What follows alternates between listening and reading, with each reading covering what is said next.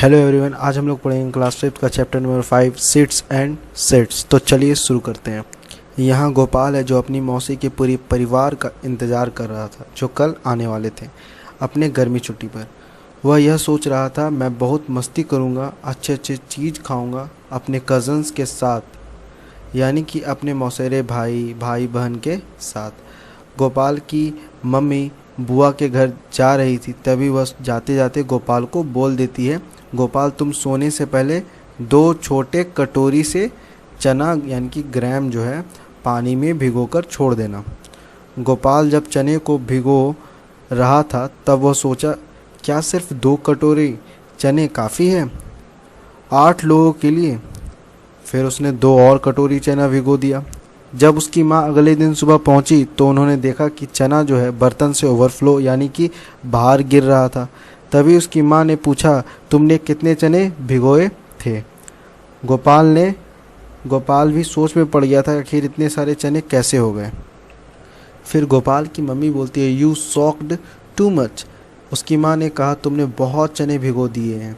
फिर उसकी माँ ने कहा, चलो कोई बात नहीं, मैं इसे आधा पका लूँगी और आधा अंकुरित के लिए छोड़ दूँगी। यहाँ स्प्राउट का मतलब होता है अंकुरित।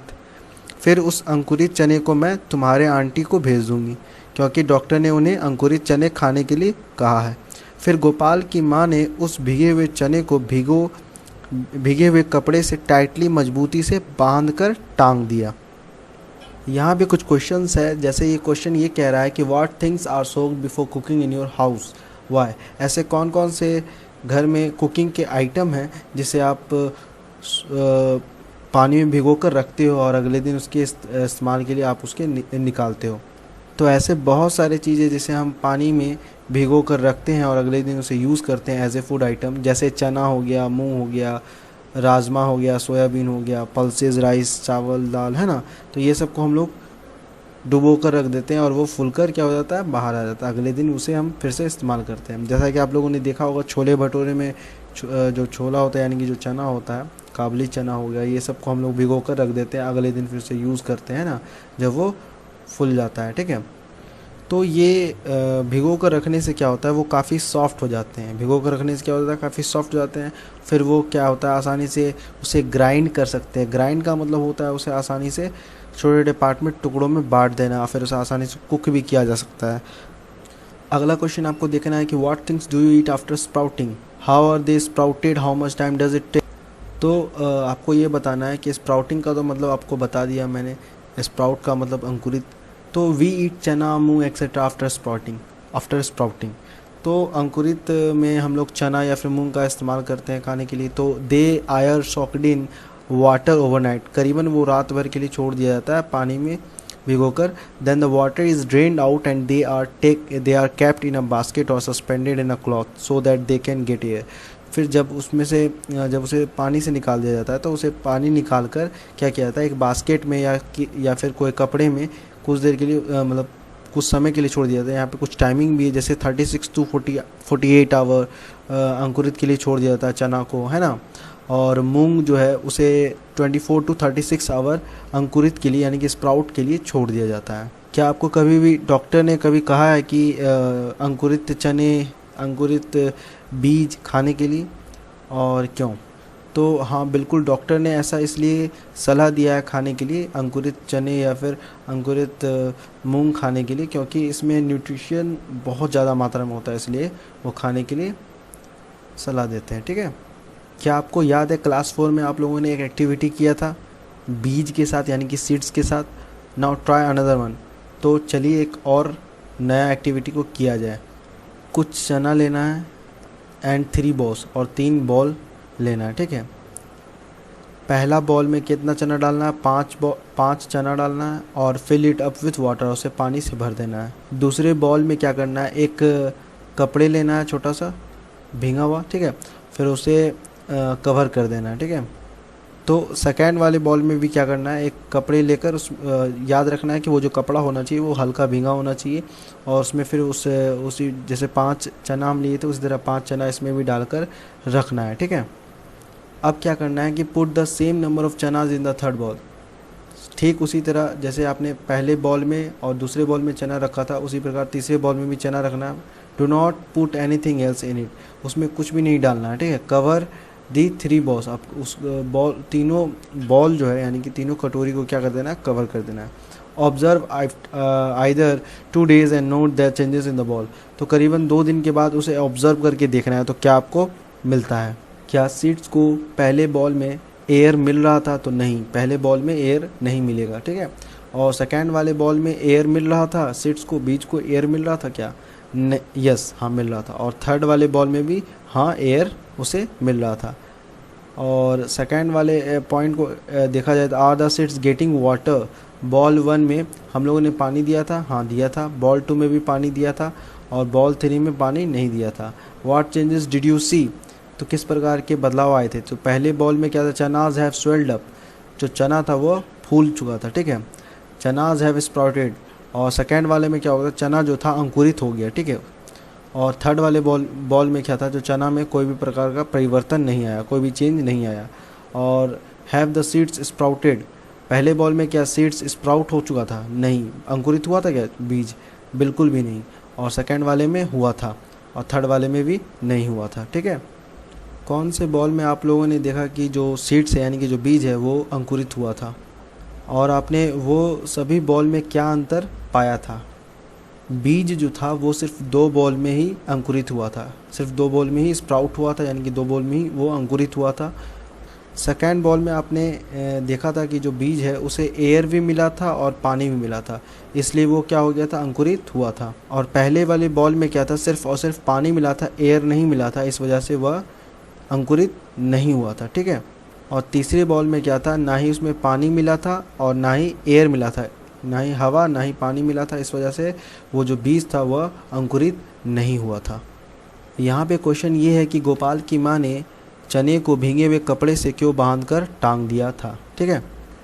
गोपाल की माँ ने भीगे हुए कपड़े से चने को इसलिए बांधकर टांग दिया था क्योंकि उसे पानी और हवा दोनों मिल सके। जब आप मसूर के बीज को विभाजित करेंगे तो क्या वो मसूर दाल जब वो हो जाता है तो but that you cannot sprout me, तब आप उस मसूर दाल को अंकुरित नहीं कर सकते हो, ऐसा क्यों होता है। This happens because the sprouting capacity of masoor is lost after it is split, ऐसा इसलिए होता है क्योंकि मसूर जो है विभाजित हो जाने के बाद अपने कैपेसिटी यानी कि अपनी क्षमता को खो देता है, इस वजह से वह अंकुरित नहीं हो पाता है, ठीक है। ये देखिए यहाँ पे स्प्राउटेड चना है, इसके ड्राइंग कुछ इस तरह देखिए, इसमें छोटे छोटे वाइट कलर के बीज नज़र आ रहे हैं, मतलब ये वाइट कलर के है ना, रूट्स टाइप के नज़र आ रहे हैं ना, इस तरह से आपको घर में आप लोग को देखना है कैसे वो चने के शेप नज़र आते हैं जब वो अंकुरित हो जाते हैं, तो ठीक है। प्रोजेक्ट प्लांट योर सीड्स, एक मिट्टी का गमला या टीन लेना है जिसका मुंह चौड़ा हो, फिर उसके नीचे एक छोटा सा छेद करना है, यानी कि उस गमला या टीन वाले डिब्बे में उस नीचे में छोटा सा छेद करना है, फिर उसमें मिट्टी भर देना है। क्या करना है, मिट्टी भर देना है। 4 से 5 सेम बीज, सेम आकार के उसी मिट्टी में बीज डाल देने हैं और हल्के से बीज को दबा देना है, उस मिट्टी में हल्के से दबा देना है। अब अलग अलग ग्रुप के लोग अलग अलग बीज को डाल के देखेंगे, ठीक है। अलग अलग स्टूडेंट क्या करेंगे, अलग अलग बीज को लेंगे, अलग अलग बीज को उस पौधे में अलग अलग एक्सपेरिमेंट को करके देखेंगे। जैसे सरसों का ले सकते हैं, कुछ लोग मेथी का ले सकते हैं, कुछ लोग तिल का ले सकते हैं, कुछ लोग धनिया का ले सकते हैं। फिर उसे आप ऑब्जर्व करके देखेंगे कि वैसे करने से आपको क्या क्या मिलता है, प्राप्त होता है। तो इसे आप लोग खुद से आप लोग करेंगे, ठीक है। आप लोग इस बीज को अपने से घर में ट्राई करिएगा कि उसके बाद आपको जैसे किस डेट को लगाए हैं, हाइट ऑफ द प्लांट का जो हाइट है वो कितना बढ़ा, नंबर ऑफ लीव्स इन, उसके अंदर पत्ते कितने नज़र आ रहे हैं, एनी अदर चेंज, और भी कुछ अन्य बदलाव आ रहे हैं तो वो भी आप बता सकते हो। नेम द सीड्स, मस्टर्ड, सरसों, ये जैसे इसके आंसर दे दिए हैं, तो इस तरह से आप लोग एक बार इस आंसर को देख लीजिएगा। मैं इसके PDF के लिंक दे दूंगा नीचे डिस्क्रिप्शन बॉक्स में, आप लोग वहाँ से डाउनलोड करके इसे देख लीजिएगा। मैं अगले क्वेश्चन को बताता हूँ। यहाँ पे कुछ क्वेश्चंस है, जैसे find out how long did it take for the plant to come out from the soil, तो कितना वक्त लगता है एक प्लांट को मिट्टी से बाहर आने में, ठीक है, यानी कि सॉइल से बाहर आने में उसे कितना वक्त लगता है। तो एक पौधे को मिट्टी से बाहर आने में, सॉइल से बाहर आने में करीबन 1 सप्ताह का वक्त लग सकता है, ठीक है। अब आपको बताना है कि फर्स्ट और सेकेंड डे के बीच में प्लांट का जो हाइट था वो कितना इंक्रीज़ किया था, ठीक है, कितना बढ़ा था। तो आप कह सकते हो हाफ आ सेंटीमीटर, है ना, हाफ आ सेंटीमीटर वो बढ़ा था। और वह सबसे ज़्यादा हाइट किस दिन बढ़ा था प्लांट का, तो हम कह सकते हैं पौधे का जो हाइट है वो तीसरे दिन सबसे ज़्यादा बढ़ा था। क्या नए पत्ते उस पौधे में से हर दिन निकलते हैं, तो हाँ, हम कह सकते हैं कि हाँ बिल्कुल, नए पत्ते हर दिन उस पौधे में से निकलते हैं। Was there any change in the stem of the plant? Yes, the stem became thicker and thicker by each day. तो आपको कहना है कि यानी कि स्टेम यानी कि तना वाला जो हिस्सा होता है पेड़, ये वाला जो हिस्सा होता है स्टेम वाला, ये तना वाला जो हिस्सा होता है, हर दिन क्या होता है वो काफ़ी मोटा होते जाता है, यानी कि थिक और थिक होता चला जाता है, ठीक है, वो काफ़ी मोटा होता है, काफ़ी स्ट्रांग भी होता चला जाता है, ठीक है। ऐसे कौन से बीज है जो सबसे ज़्यादा most number of days for the stem to come out of the soil, जो सबसे ज़्यादा वक्त लगता है उन्हें बाहर आने में, सॉइल में से, मिट्टी से बाहर आने में काफ़ी समय लगता है उनके स्टीम निकलने में, उनके तने बाहर आने में। तो आप कह सकते हो शीशम का बीज, सीड्स ऑफ शीशम, यानी कि तिल का जो बीज है वो, उसके जो तने होते हैं यानी कि स्टेम जो होता है वो काफ़ी टाइम के बाद आते हैं सॉइल से बाहर, ठीक है, यानी कि मिट्टी से बाहर वो काफ़ी टाइम के बाद आते हैं शीशम के बीज, ठीक है। अब यहाँ पे क्वेश्चन ये है कि ऐसे कौन से बीज है जो काफ़ी कम समय में मिट्टी से बाहर आ जाते हैं, सॉइल से बाहर आ जाते हैं, तो आप कह सकते हो मस्टर्ड, यानी कि मस्टर्ड के सीड्स यानी कि सरसों के जो बीज होते हैं वो काफ़ी कम समय में सीड्स के बाहर आ जाते हैं। बीज जो सॉइल है मिट्टी के वो काफ़ी बाहर, बहुत ही जल्दी बाहर आ जाता है, ठीक है, सॉइल से वो काफ़ी जल्दी निकल जाते हैं ऊपर, ठीक है। सरसों का आप लोग याद रखिएगा, सरसों के जो बीज होते हैं वो काफ़ी जल्दी बाहर आ जाते हैं। यहाँ पे क्वेश्चन ये है कि वैसे कौन से बीज है did not grow at all, जो बढ़ते नहीं है, ऐसा क्यों होता है। तो ऐसा इसलिए होता है अगर उनको पानी की कमी होगी, एयर की कमी होगी तो वो बढ़ नहीं सकते। If either two factor is absent then the seed cannot grow, अगर पानी और हवा नहीं मिलेगा तो वो बढ़ नहीं सकते। क्या आपने देखा है कि कुछ पौधे ऐसे होते हैं जो सूख कर येलो हो जाते हैं, यानी कि पीले पड़ जाते हैं। वाई डिड दिस हैपन, ऐसा क्यों होता है। ऐसा इसलिए होता है, आपने देखा होगा कि कुछ स्टूडेंट्स या some student plants dried up, कुछ स्टूडेंट्स के जो पौधे थे वो सूख चुके थे और वो पीले हो गए थे। ऐसा इसलिए हुआ क्योंकि उसे प्रॉपर अमाउंट में, सही मात्रा में पानी और हवा नहीं मिला था, इस वजह से वो वैसे सूख कर येलो हो गए थे। What would happen if the plants do not get water, क्या होगा अगर पौधे को पानी ना मिले, तो वो क्या हो जाएंगे, वो सूख जाएंगे और येलो हो जाएंगे, यानी कि वो पीले रंग के हो जाएंगे और सूख कर, ठीक है। What is inside the seed, बीज के अंदर क्या होता है। सीड के अंदर there are cotyledons and embryo, cotyledons और embryo होता है, ठीक है। कैसे एक छोटे से बीज से इतने बड़े प्लांट, इतने बड़े पौधे हो जाते हैं, इतने बड़े पौधे बड़े हो जाते हैं छोटे से बीज से, ऐसा क्यों। The seed germinates to produce a seedling, जो बीज है वो बढ़ते बढ़ते क्या होता है, सीडलिंग प्रोड्यूस करता है, ठीक है, फिर वो बढ़ता है। द सीडलिंग अब्जॉर्ब्स वाटर, जो सीडलिंग है वो पानी सोख लेता है और न्यूट्रिएंट्स सोख लेता है ग्राउंड से, ज़मीन से, और वो बड़ा हो जाता है, पौधा क्या होता है, काफ़ी बड़ा हो जाता है। क्या होगा अगर पौधे चलेंगे, जैसा कि आप इस पिक्चर में देख सकते हो, है ना, अगर पौधे चलेंगे तो इस तरह से। क्या कुछ पौधे बिना बीज के ग्रो कर सकते हैं, बढ़ सकते हैं क्या, तो yes, same plants grow without seeds, उसी प्रकार के जो पौधे हैं बिना बीज के वो बढ़ सकते हैं। There are so many seeds. Plants which hunt, कुछ ऐसे भी पौधे होते हैं जो अपने जाल में कीड़े, मेढक, यहाँ तक कि चूहे भी उसमें फंस जाते हैं। द पिचर प्लांट, ये पौधे ऑस्ट्रेलिया, इंडोनेशिया और भारत के मेघालय में पाए जाते हैं। इनका आकार आप पिक्चर में देख सकते हो। इसके मुंह का सिरा पत्ते से ढका रहता है। इस पौधे में ऐसी महक होती है जिससे कीड़े उसके पास चले जाते हैं और उसके मुंह के में फंस जाते हैं। जैसा कि आप इस पिक्चर में देख रहे हो, ये जो कीड़ा है, ये कीड़ा इसमें जाकर फंस गया है ना, और ये कीड़ा जो है पिचर प्लांट जैसे ये कैप्चर कर लिया और ये इसमें चला गया है ना, इस तरह से कीड़े को प्लांट अंदर ले लेता है और ये ख़त्म हो जाता है कीड़ा, है ना, और उसे उसी से न्यूट्रिशन प्राप्त होता है, ठीक है। लिस्ट में रखा था, तो any seed and cumin seeds were also taken in the list, तो हाँ बिल्कुल एनी सीड और क्यूमन दोनों इस लिस्ट में मौजूद था। Which was the smallest seed and which was the biggest seed in your collection. इनमें से सबसे छोटा बीज और सबसे बड़ा बीज कौन सा था आपके पूरे कलेक्शन, यानी कि पूरे बीज को जब इकट्ठा किए तो उनमें से सबसे छोटा और सबसे बड़ा आपको बताना है बीज कौन सा था। क्यूमिन जो बीज था वो सबसे छोटा था और आम का जो बीज था वो सबसे बड़ा था। क्यूमिन यानी कि जीरा का जो बीज था वो क्या था, सबसे छोटा था, और आम का जो गुठली जो रहता है वो काफ़ी बड़ा था। वैसे सीड्स जो मसालों में इस्तेमाल किए जाते हैं, मसाले के तौर पर इस्तेमाल किए जाते हैं अपने घरों में, वो कौन कौन से हैं? क्यूमिन यानी कि जीरा, मस्टर्ड सरसों, एनीसीड यानी कि सौंफ, ये सब का इस्तेमाल हम लोग मसाले के तौर पे अपने घर पर करते हैं। सीड्स ऑफ वेजिटेबल्स, और भी कौन कौन से बीज हो गए जो एज ए वेजिटेबल इस्तेमाल करते हैं? Lady finger, tomato, cucumber etcetera, ये सब क्या है? वेजिटेबल के तौर पे हम लोग इस्तेमाल करते हैं। सीड्स ऑफ फ्रूट, और वैसे फल जैसे बीज के तौर पे है तो एप्पल हो गया, ऑरेंज हो गया, गुआवा हो गया, एप्पल एक्सेट्रा, ये सब है ना। Light seeds check by blowing them. Cumin यानी कि जीरा या फिर एनी सीड, सौंफ, ये सब का इस्तेमाल हम लोग करते हैं, यानी कि सब हल्के बीज होते हैं, बहुत ही हल्के बीज होते हैं, ठीक है।